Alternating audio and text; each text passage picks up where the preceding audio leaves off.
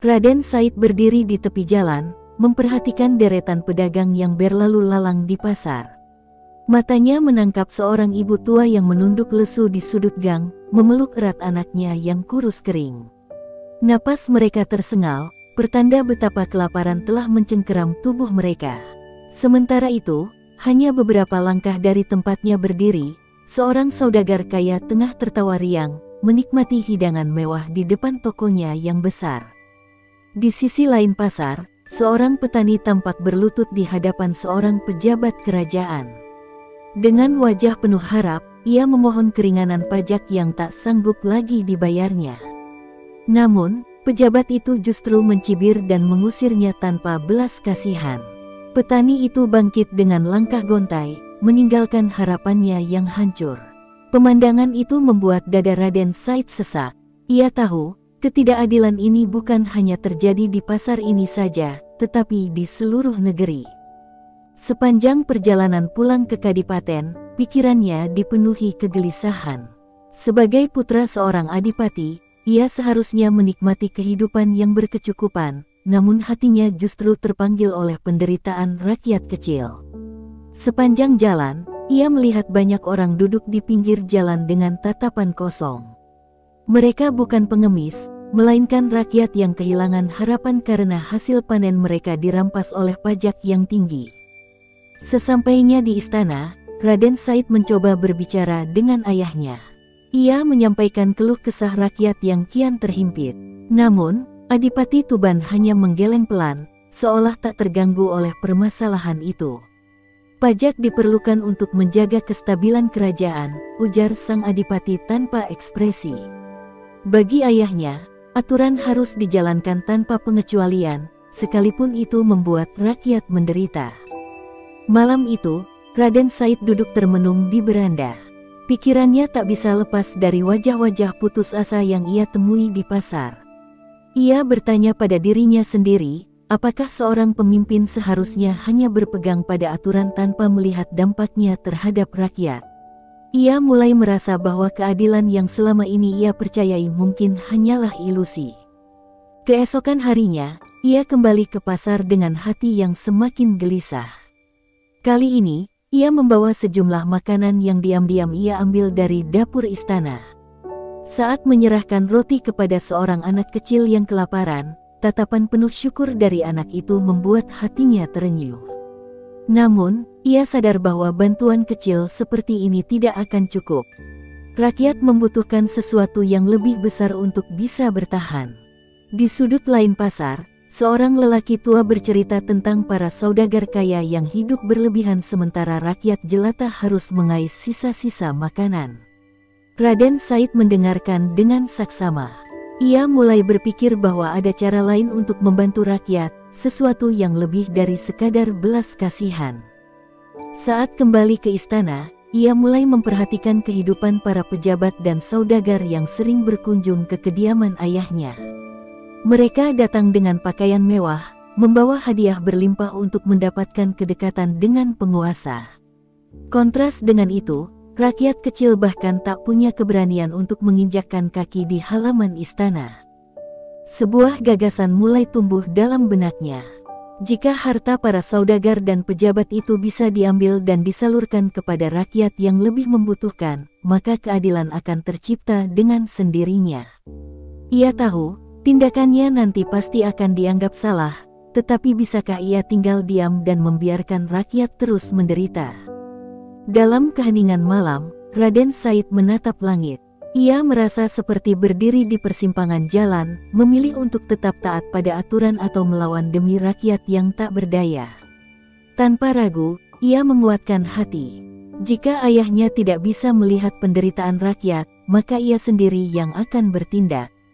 Langit malam masih gelap ketika Raden Said melangkah keluar dari istana. Angin dingin menyapu wajahnya, seakan mengingatkannya pada keputusan besar yang baru saja ia ambil. Dalam keheningan, ia bergerak menuju gudang penyimpanan hasil pajak di belakang kediaman para pejabat. Di tempat itulah emas, beras, dan hasil bumi rakyat ditimbun sebelum dikirim ke kerajaan. Hatinya bergemuruh. Semua ini seharusnya menjadi hak mereka yang bekerja keras di sawah dan ladang, bukan hanya untuk memperkaya segelintir orang. Dengan langkah hati-hati, ia menyelinap ke dalam gudang. Tangan-tangannya yang terlatih dengan sigap membuka peti-peti yang penuh dengan keping emas dan kain sutra. Ia tidak berniat mengambil semuanya, hanya sebagian cukup untuk membantu rakyat yang kelaparan. Namun, saat tangannya meraih sekantung uang perak, suara langkah kaki mendekat. Seketika ia bersembunyi di balik rak kayu. Dua penjaga melintas, bercakap-cakap tentang betapa banyaknya pajak yang terkumpul bulan ini. Salah satu dari mereka bahkan tertawa, membandingkan penderitaan rakyat dengan betapa nyamannya hidup para pejabat. Amarah membakar dada Raden Said. Begitu para penjaga pergi, ia melanjutkan aksinya. Malam itu, ia berhasil membawa sekantung emas dan beberapa karung beras. Ia menuju perkampungan miskin di luar tembok kota dan membagi-bagikan harta itu kepada rakyat yang tertidur dalam kelaparan. Wajah-wajah pucat itu menyala haru saat menerima bantuan. Beberapa bahkan menangis, berlutut dan menciumi tangannya. Namun, Raden Said hanya tersenyum samar dan berlalu dalam gelap. Aksi ini tidak berhenti di satu malam. Malam-malam berikutnya, ia kembali melakukan hal serupa, menyusup ke gudang-gudang para saudagar kaya dan pejabat istana. Ia memastikan hanya mengambil dari mereka yang mendapatkan kekayaan dengan cara curang dan menindas rakyat. Dari hari ke hari, desas-desus tentang sosok misterius yang mencuri dari orang kaya dan membantu rakyat kecil mulai menyebar. Beberapa menyebutnya pahlawan, tetapi bagi para pejabat dan penguasa, ia adalah pencuri yang harus segera ditangkap. Suatu pagi, seorang saudagar besar melaporkan kehilangan emas dan barang dagangannya kepada Adipati Tuban. Wajah ayahnya menegang saat mendengar kabar bahwa pencurian ini terjadi berulang kali dalam beberapa pekan terakhir. Para pejabat istana mulai panik, sementara para prajurit diperintahkan untuk meningkatkan penjagaan. Sore itu, Raden Said duduk di ruang makan bersama keluarganya. Ia pura-pura tenang, menyantap hidangan tanpa menunjukkan keresahan. Namun, matanya menangkap raut wajah ayahnya yang tampak murung. Para pencuri semakin berani. Jika ini dibiarkan, mereka akan mengacaukan tatanan negeri, ujar Adipati Tuban, suaranya syarat dengan kemarahan. Salah seorang pejabat menimpali, kami yakin ini ulah pemberontak, Tuan Adipati. Mereka ingin melemahkan kekuasaan kita. Mendengar itu, Raden Said mengepalkan tangan di bawah meja. Ia ingin membela rakyat, tetapi ia juga tidak ingin mengungkapkan diri terlalu cepat. Namun, sebelum ia sempat berkata apapun, ibunya menatapnya dengan tajam. Seakan firasat keibuan telah menangkap sesuatu yang janggal dalam sikap putranya. Malamnya, Raden Said kembali keluar dari istana. Namun kali ini, langkahnya terasa lebih berat. Ia tahu, semakin sering ia melakukan aksi ini, semakin besar pula risiko yang harus ia tanggung. Tapi, ia tidak bisa mundur sekarang. Rakyat masih menderita, dan ia tidak akan membiarkan mereka terus hidup dalam kesengsaraan. Saat ia kembali dari aksinya, tiba-tiba beberapa prajurit kerajaan telah menunggu di gerbang belakang. Jantungnya berdetak kencang. Dengan cepat, ia bersembunyi di balik bayang-bayang pohon. Salah satu prajurit berbicara, Adipati telah memerintahkan pengawasan ketat.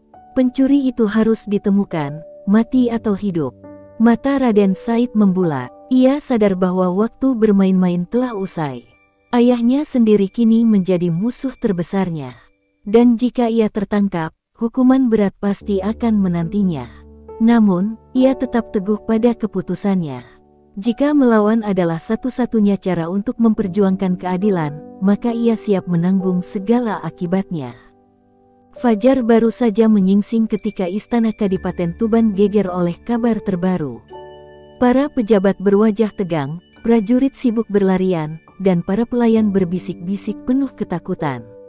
Adipati Tuban duduk di singgasana dengan rahang mengeras, mendengarkan laporan dari kepala pengawal. Pencuri itu semakin berani, Kanjeng Adipati. Semalam, sejumlah beras dan emas kembali hilang. Tapi kali ini, Beberapa prajurit melihat sosok yang mencurigakan, seseorang yang sangat cepat dan mengenal seluk-beluk istana. Mata Adipati Tuban menyipit. "Maksudmu, orang dalam?" Kepala pengawal menunduk ragu. "Hamba tidak berani berspekulasi, Kanjeng. Tapi hamba yakin, orang ini bukan sekadar pencuri biasa. Dia cerdik, tahu kapan harus bergerak, dan hanya mengambil dari mereka yang kaya raya. Seakan-akan dia ingin menolong rakyat." Seketika, suasana ruangan menjadi sunyi. Adipati Tuban merasakan sesuatu yang mencengkeram hatinya, sebuah firasat buruk yang tak ingin ia akui. Ia tahu hanya satu orang yang cukup berani untuk melakukan hal semacam ini. Tanpa berkata apa-apa, ia bangkit dan melangkah menuju kamar putranya. Dengan satu dorongan kuat, pintu kayu itu terbuka.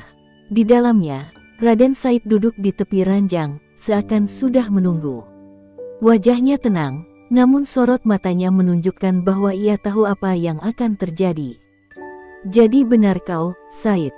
Suara Adipati Tuban bergetar oleh emosi yang sulit dikendalikan. "Kaulah pencuri yang selama ini merampok para saudagar dan pejabat." Raden Said tidak menjawab, ia hanya menatap ayahnya dengan tatapan penuh keberanian. Baginya, diam adalah pengakuan yang lebih tegas daripada kata-kata. Adipati Tuban melangkah mendekat, mengepalkan tangan.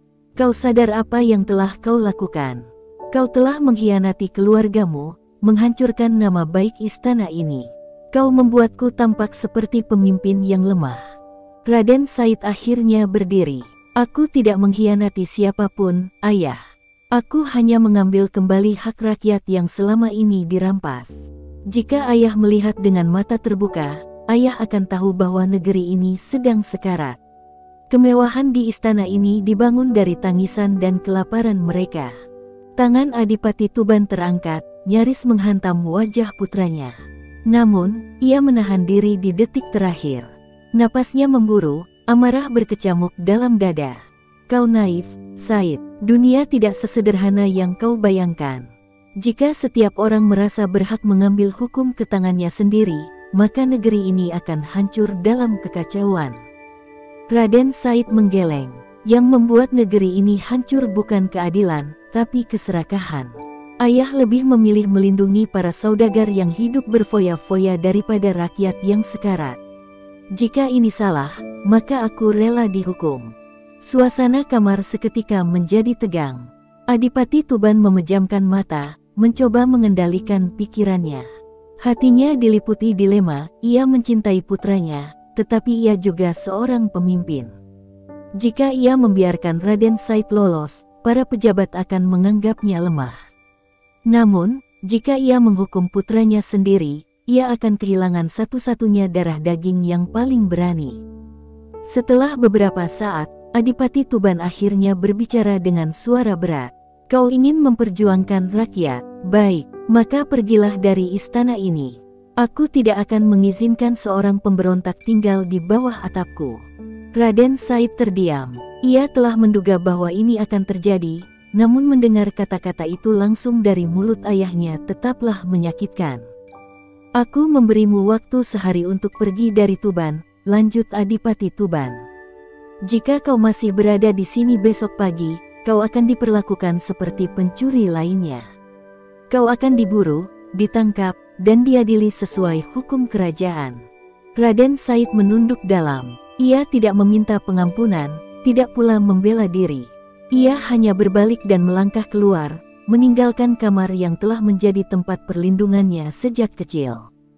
Di ambang pintu, ia berhenti sejenak.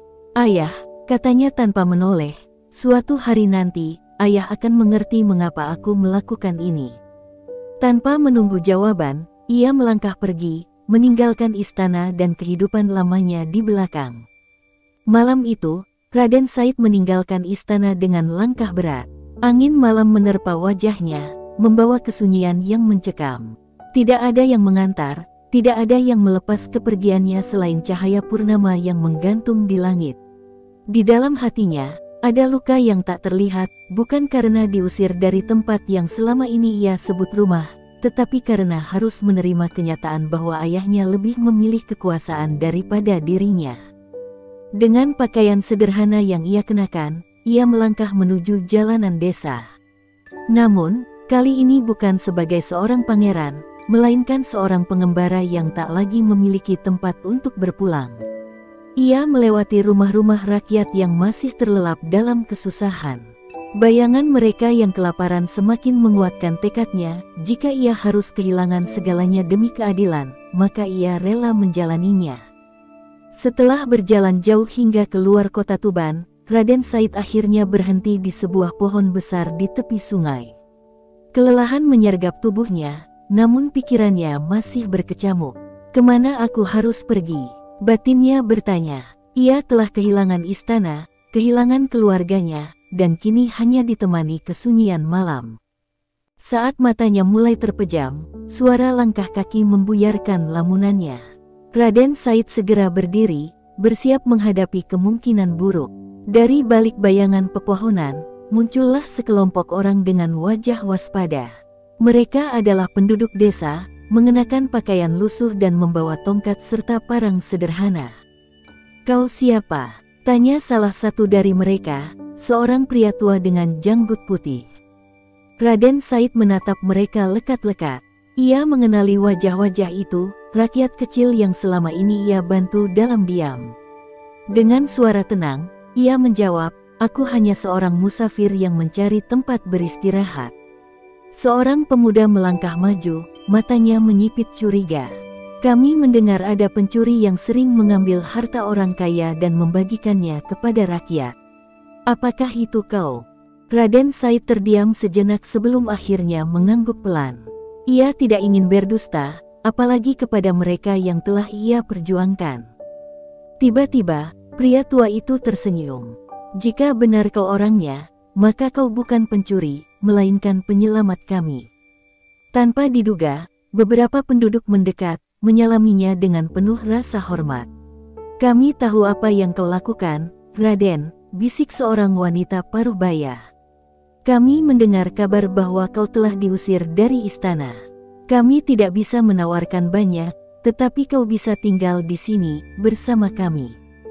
Hati Raden Said menghangat. Di saat keluarganya sendiri menolaknya, rakyat kecil justru menerimanya dengan tangan terbuka.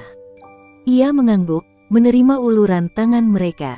Malam itu, ia tidur di sebuah gubuk sederhana, jauh dari kemewahan istana, tetapi hatinya terasa lebih damai daripada sebelumnya. Namun, kedamaian itu tidak bertahan lama. Esok paginya, suara derap kuda memenuhi desa. Seorang prajurit istana datang dengan tergesa-gesa, membawa pesan dari Adipati Tuban. Raden Said telah dianggap sebagai pengkhianat. Siapapun yang menyembunyikannya akan dihukum berat. Suasana desa mendadak tegang. Penduduk saling berpandangan, kebingungan melanda. Beberapa dari mereka terlihat cemas, takut akan ancaman yang diberikan. Raden Said melangkah maju, berdiri di hadapan prajurit itu. Dengan suara mantap, ia berkata, "Aku akan pergi. Aku tidak akan membiarkan mereka menderita karena keberadaanku." Seorang ibu menangis, menggenggam tangannya erat. "Tuan, jangan pergi. Kami membutuhkanmu." Namun, Raden Said tersenyum lembut. "Aku tidak boleh membuat kalian berada dalam bahaya. Aku akan menemukan jalanku sendiri." Tanpa menunggu lebih lama, ia mengambil langkah berat, meninggalkan desa yang telah menerimanya dengan tulus. Kini ia benar-benar sendirian, melangkah menuju takdir yang masih belum jelas. Tapi satu hal pasti, perjalanannya belum berakhir. Hutan terasa lebih sunyi dari biasanya.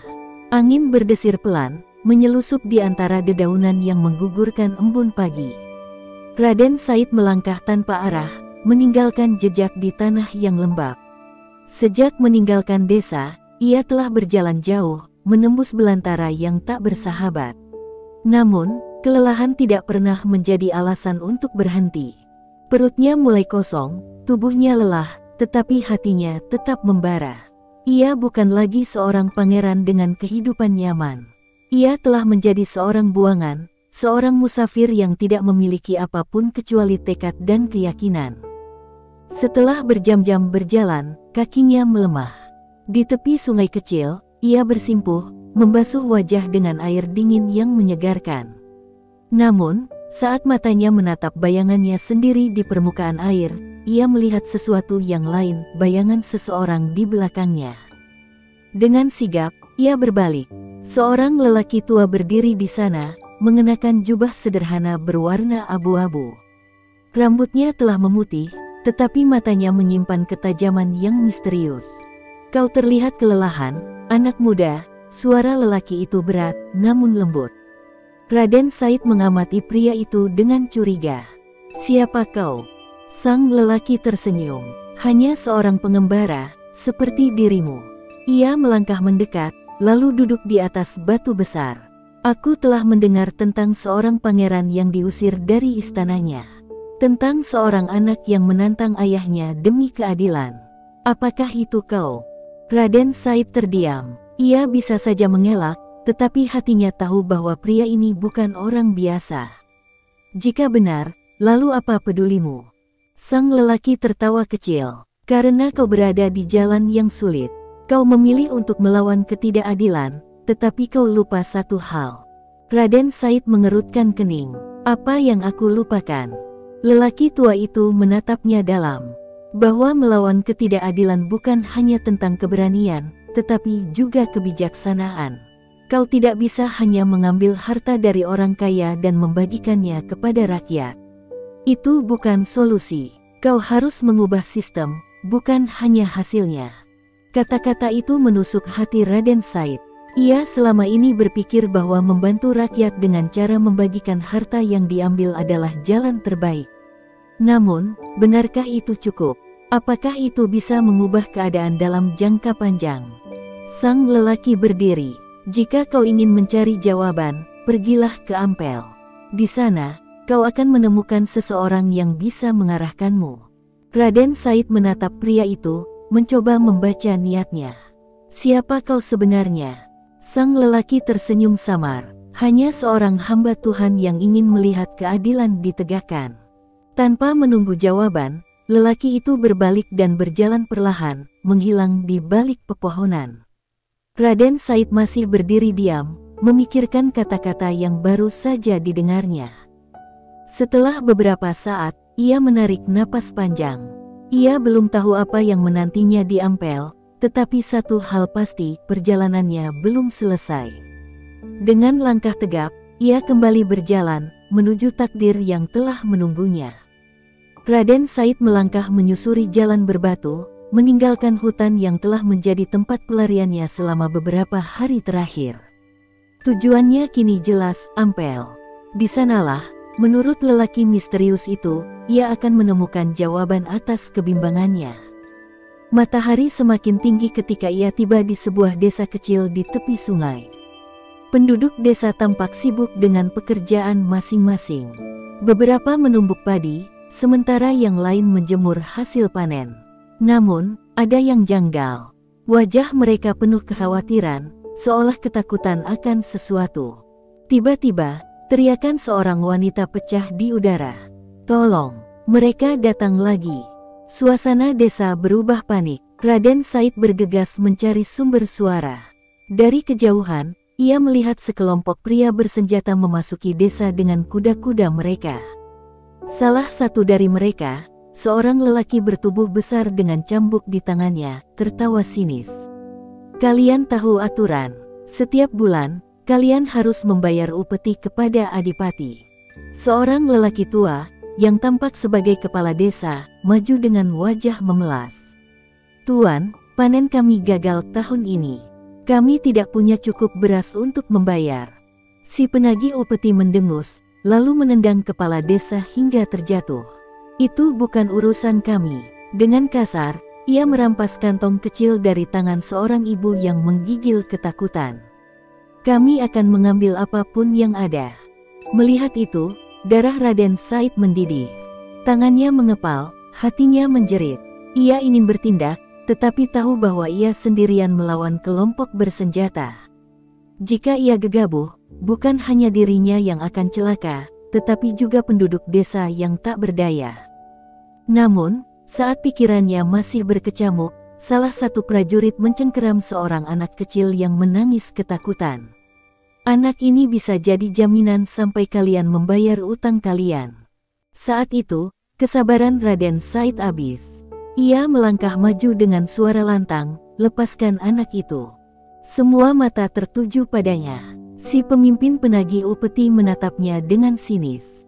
"Siapa kau?" Raden Said tidak menjawab. Dengan cepat, ia mengambil sebongkah batu dari tanah dan melemparkannya tepat ke kepala si penculik.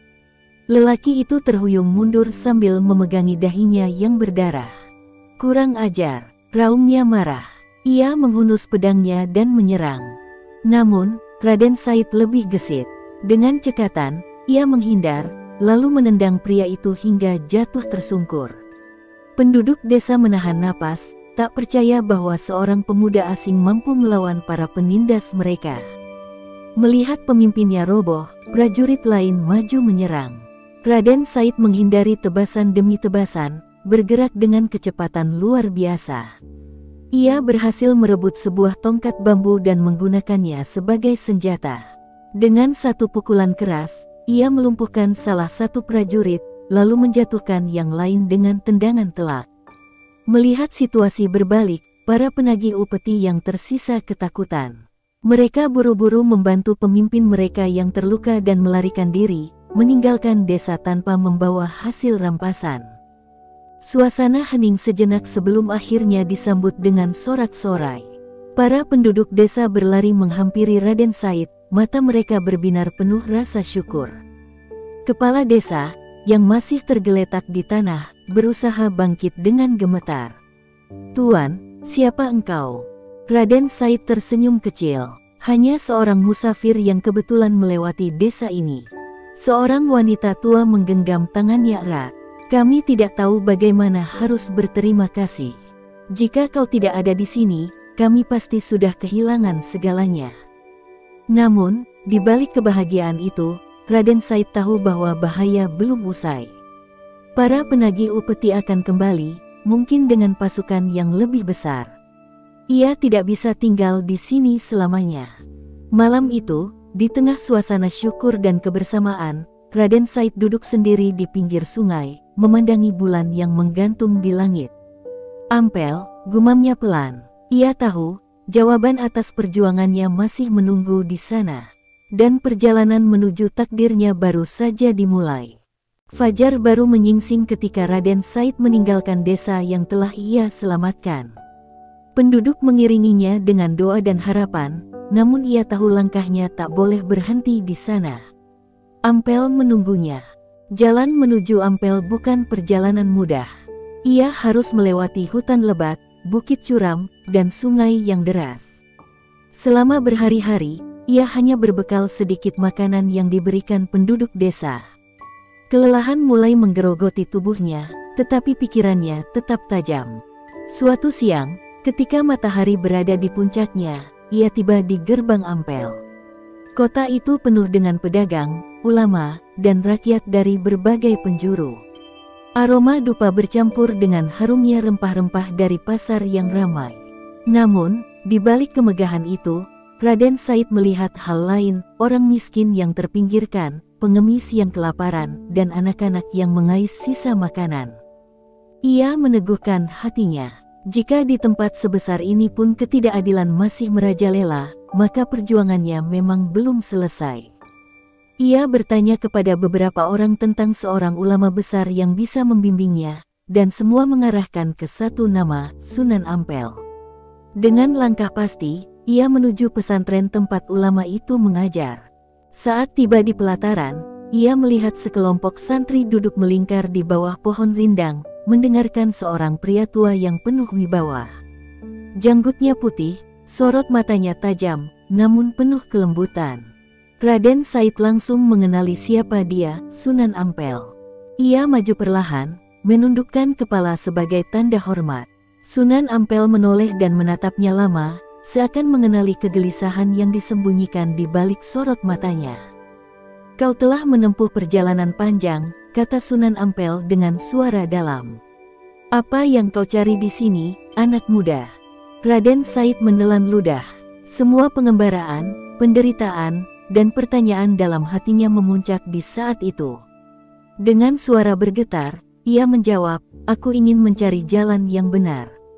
Aku ingin membantu rakyat yang tertindas, tetapi caraku selama ini mungkin salah." Sunan Ampel tersenyum tipis. "Ketulusan hatimu sudah membawamu ke tempat ini. Namun, ingatlah, niat baik saja tidak cukup. Kau harus memahami bagaimana mengubah keadaan, bukan hanya melawannya." Raden Said mengangguk, menyerap setiap kata.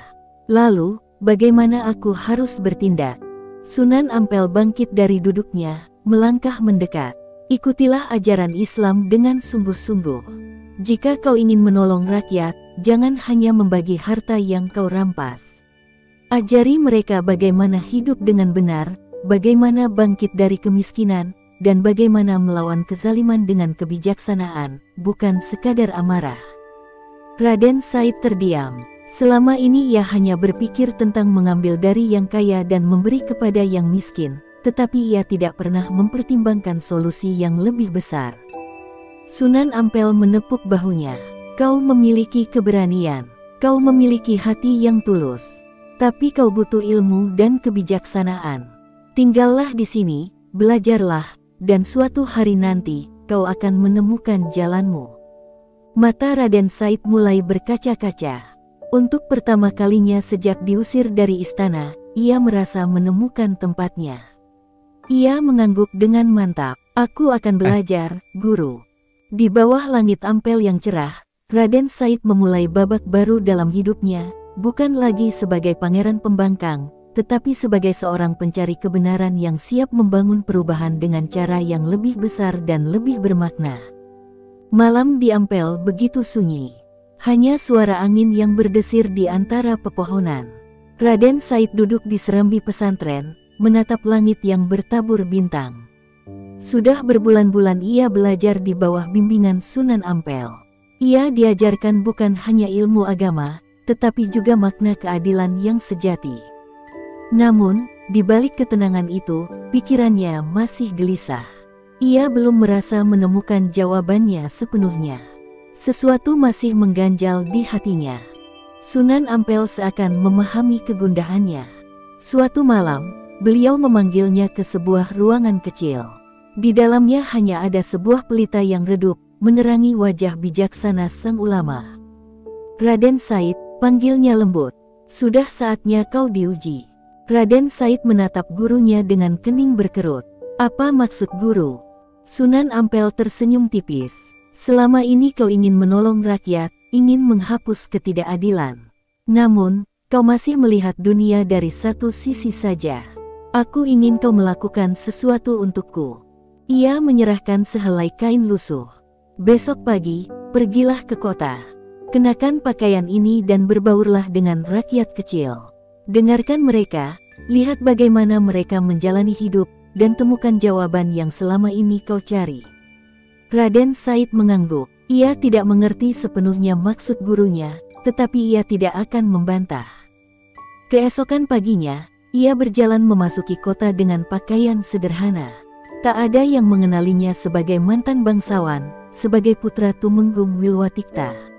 Ia kini hanya seorang pemuda biasa yang ingin memahami dunia dari sudut pandang berbeda. Ia menghabiskan hari di pasar, di pinggir jalan, bahkan di gang-gang sempit tempat para pengemis berkumpul.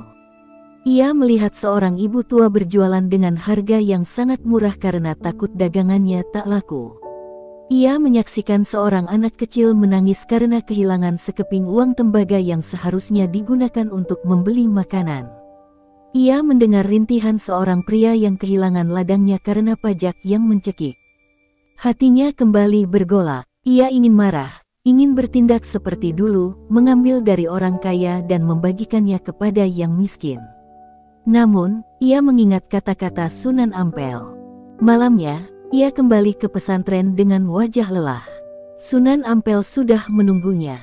"Apa yang kau lihat?" tanya beliau. Raden Said menarik napas panjang. "Aku melihat penderitaan. Aku melihat ketidakadilan masih merajalela." Sunan Ampel mengangguk. "Dan apa yang ingin kau lakukan?" Raden Said terdiam. "Dahulu, ia akan menjawab dengan cepat, merampas harta para pejabat korup, membagikan makanan kepada fakir miskin. Tapi kini, ia ragu. Ia mengangkat wajahnya, menatap gurunya dalam-dalam. Aku ingin mengajarkan mereka. Aku ingin memberi mereka ilmu, bukan hanya harta. Aku ingin mereka bisa bangkit sendiri, bukan hanya menerima belas kasihan. Sunan Ampel tersenyum penuh kebanggaan. Itulah jawaban yang selama ini kucari darimu. Malam itu, Raden Said merasakan sesuatu yang berbeda di hatinya. Beban yang selama ini menghimpitnya perlahan menghilang. Ia telah menemukan jalan yang benar. Ia bukan lagi seorang pemuda yang bertindak dengan emosi semata. Kini, ia adalah seseorang yang siap menjalankan tugas lebih besar, membangun perubahan yang nyata. Dan disinilah awal dari perjalanannya sebagai Sunan Kalijaga. Malam semakin larut, tetapi Raden Said masih duduk termenung di serambi pesantren. Kata-kata Sunan Ampel terus terngiang di kepalanya. Ia kini mengerti bahwa perjuangan sejati bukan sekadar membagi harta, melainkan menanamkan kesadaran, membangun keberdayaan, dan mengajarkan ilmu agar rakyat bisa bangkit dari ketidakadilan. Namun, satu pertanyaan masih mengusik hatinya, bagaimana ia harus memulai. Keesokan harinya, sebelum fajar menyingsing, ia menemui Sunan Ampel. "Guru, aku telah memahami jalan yang benar. Tapi, aku masih belum tahu bagaimana mengaplikasikannya," katanya dengan suara mantap. Sunan Ampel tersenyum bijak. "Perubahan tidak bisa terjadi dalam satu malam, Raden Said. Jika kau ingin mengubah dunia, mulailah dari yang kecil. Kembalilah ke rakyat, ajarkan mereka apa yang telah kau pelajari." Ia mengangguk dengan penuh keyakinan. Hari itu juga, ia meninggalkan Ampel, bukan sebagai seorang bangsawan yang terusir, melainkan sebagai seorang pejuang yang membawa cahaya baru. Langkahnya membawanya ke desa-desa terpencil, ke pelosok yang hampir terlupakan. Ia melihat rakyat masih hidup dalam penderitaan, kemiskinan, kelaparan, dan ketidakadilan terus menghantui mereka. Namun, kali ini ia tidak lagi datang sebagai perampok dermawan. Ia datang sebagai seorang guru. Di sebuah desa kecil yang sering dirampok oleh para begal, ia mengumpulkan penduduk. "Kalian selalu hidup dalam ketakutan. Tapi apakah kalian tahu, para perampok itu tidak akan berhenti jika kalian hanya bersembunyi. Kalian harus berdiri dan melindungi desa kalian sendiri." Penduduk menatapnya dengan heran. Seorang lelaki tua maju ke depan. "Bagaimana kami bisa melawan? Kami hanya petani. Mereka punya senjata." Raden Said tersenyum tipis. "Mereka memang punya senjata, tapi kalian punya akal. Jika kalian tidak bisa melawan dengan kekuatan, gunakan kecerdikan." Ia mengajarkan mereka strategi untuk melindungi desa, membuat jebakan di jalan setapak, memasang alarm sederhana dengan lonceng, dan menjaga ladang bersama-sama agar tak mudah dirampas. Malam itu, ketika para perampok datang, mereka terkejut. Bukannya menemukan desa yang lemah, mereka malah masuk ke dalam perangkap. Dalam hitungan menit, mereka terkepung dan akhirnya menyerah. Penduduk bersorak gembira. Seorang pemuda mendekati Raden Said, matanya berbinar penuh semangat. "Tuan, selama ini kami mengira tidak ada harapan. Tapi hari ini, kami merasa lebih kuat." Raden Said tersenyum. "Kalian selalu kuat, kalian hanya perlu menyadarinya." Kabar tentang seorang pemuda bijak yang membantu rakyat mulai menyebar. Dimanapun ia pergi, ia tidak hanya memberi, tetapi juga mengajarkan. Ia mengajarkan bagaimana bercocok tanam dengan lebih baik, bagaimana berdagang dengan jujur, dan bagaimana bersatu melawan ketidakadilan tanpa harus mengangkat senjata. Namun, langkahnya tidak selalu mudah. Di beberapa tempat, para pejabat korup mulai merasa terancam dengan kehadirannya. Ia dianggap menghasut rakyat, membangkitkan keberanian yang bisa menggoyahkan kekuasaan mereka. Suatu malam, di sebuah desa yang baru saja ia bantu, sekelompok prajurit datang membawa pesan dari istana. "Raden Said, Tumenggung Wilwatikta memerintahkanmu untuk kembali. Kau sudah cukup lama berbuat onar." Ia terdiam, hatinya bergetar. Setelah bertahun-tahun, Ayahandanya memanggilnya kembali. Apakah ini tanda bahwa beliau telah menerima dirinya? Ataukah ini jebakan? Penduduk yang mencintainya memohon agar ia tidak pergi. Mereka bisa menjebakmu. Jangan kembali ke tangan orang-orang yang telah mengusirmu. Tapi Raden Said hanya tersenyum. Jika ini memang jalanku, aku akan menghadapinya. Dengan langkah mantap, ia berangkat menuju istana, membawa keyakinan bahwa cahaya yang telah ia sebarkan tak akan padam, meskipun kegelapan kembali mengintai.